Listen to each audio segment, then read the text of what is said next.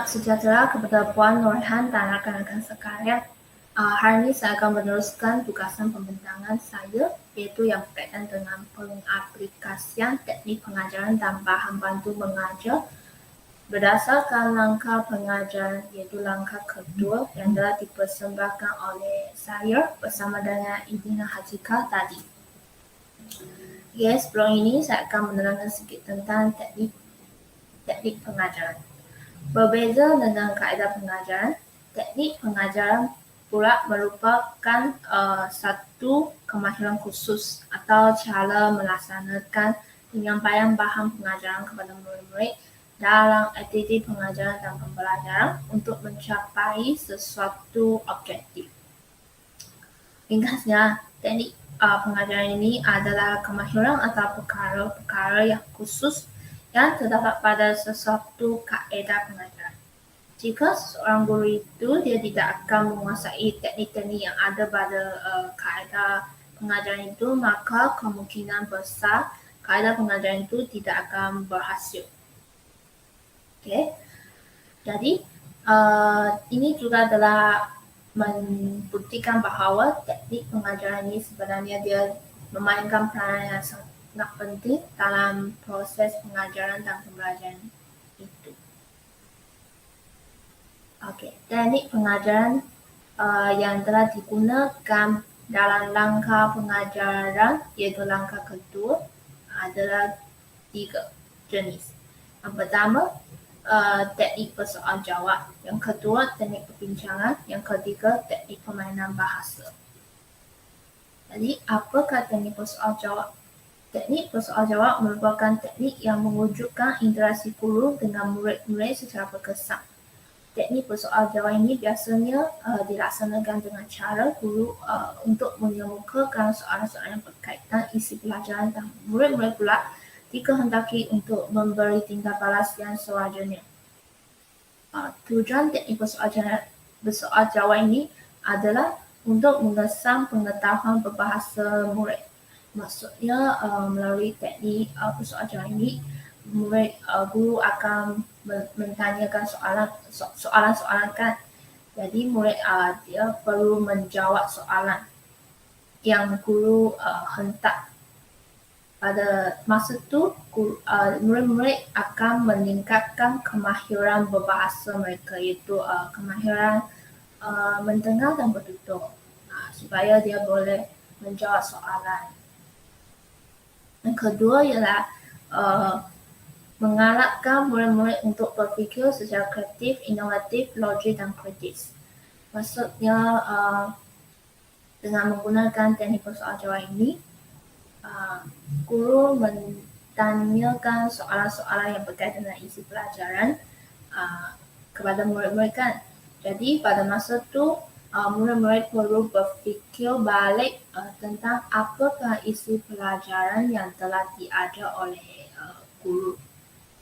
Sebagai contoh, dalam langkah pengajaran kedua itu, guru bertanya soalan, apakah masuk kata arah yang telah difahami oleh semua murid.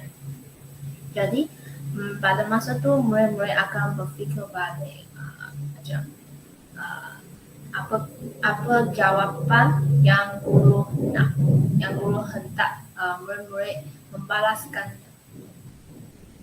Yang ketiga adalah mendorong murid-murid menyusun dan menguraikan bahan yang diajar.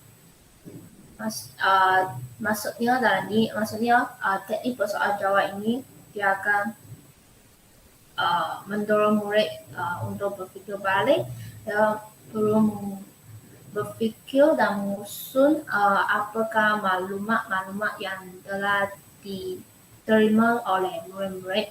Murid-murid perlu berfikir balik lah, dia kena membuat kesimpulan. Jadi lepas tu dia baru menjawab soalan yang guru nak.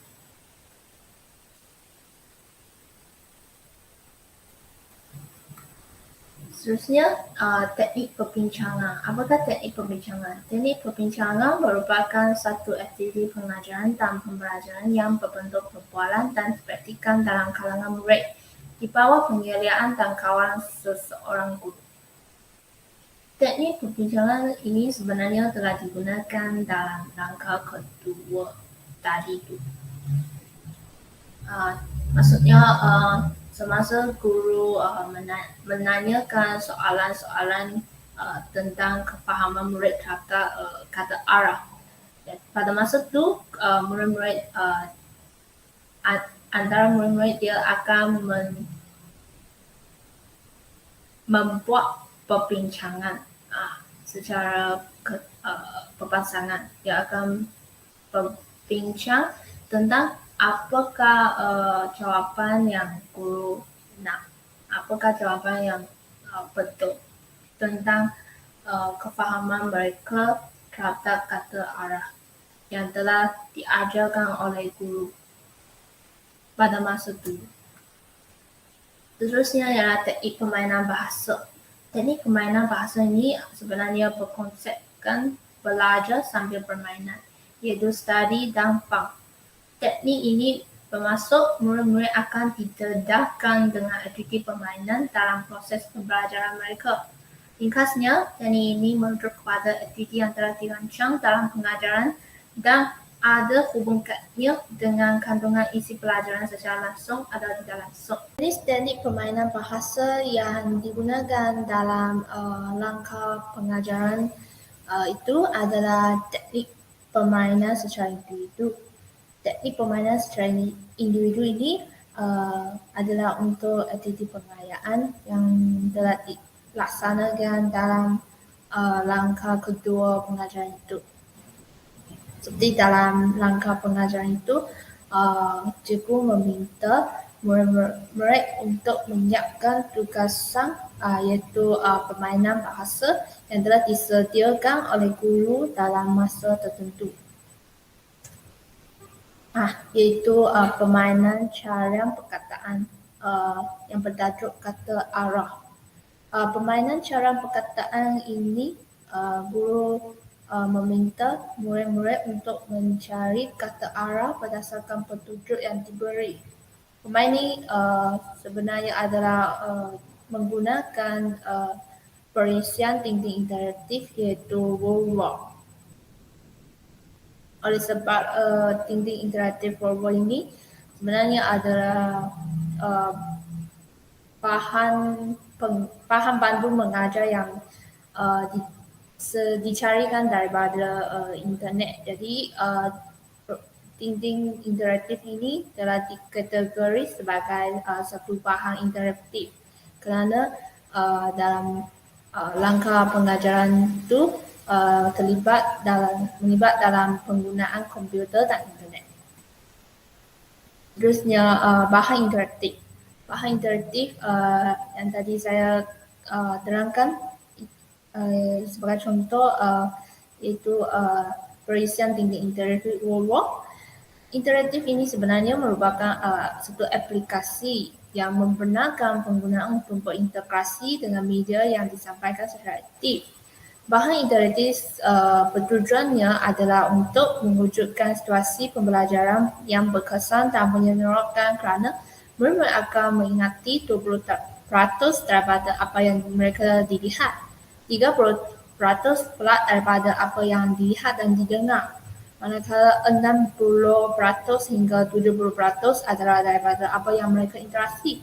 Jadi bahan interaktif ini sebenarnya amat bergunalah dalam pengajaran dan pembelajaran. Terusnya adalah bahan teks. Bahan teks ini juga adalah digunakan dalam langkah pengajaran tadi. Dalam slide ini kita boleh tengok terdapat dua gambar. Sebenarnya gambar ini merupakan laman web pembelajaran yang telah ditunjukkan oleh Cikgu Idina. Dalam laman web ini kita boleh tengok bahan teks ada kerana bahan teks merupakan satu bahan yang mengandungi tulisan. Seterusnya adalah bahan grafik. Bahan grafik merupakan satu istilah umum yang merujuk kepada semua jenis unsur visual yang mengandung konteks untuk menjadikan sesuatu message tercetak lebih jelas dan menarik. Dalam slide ni kita boleh tengok saya ada sedia satu itu bahan grafik yang dipetik daripada laman pembelajaran yang disediakan oleh Cikgu Dina tadi. Jenis bahan grafik ini sebenarnya adalah grafik maklumat. Grafik maklumat ini merujukkan kepada catat, jadual, peta dan rajah yang digunakan untuk menyalurkan maklumat secara visual. Jadi sebagai contoh berdasarkan bahan grafik ini, murid-murid dapat mengenal pasti perkataan-perkataan kata senti nama, kata arah, kata nama yang terdapat dalam sesuatu ayat. Itu sahaja daripada pembidangan saya. Sekian, terima kasih.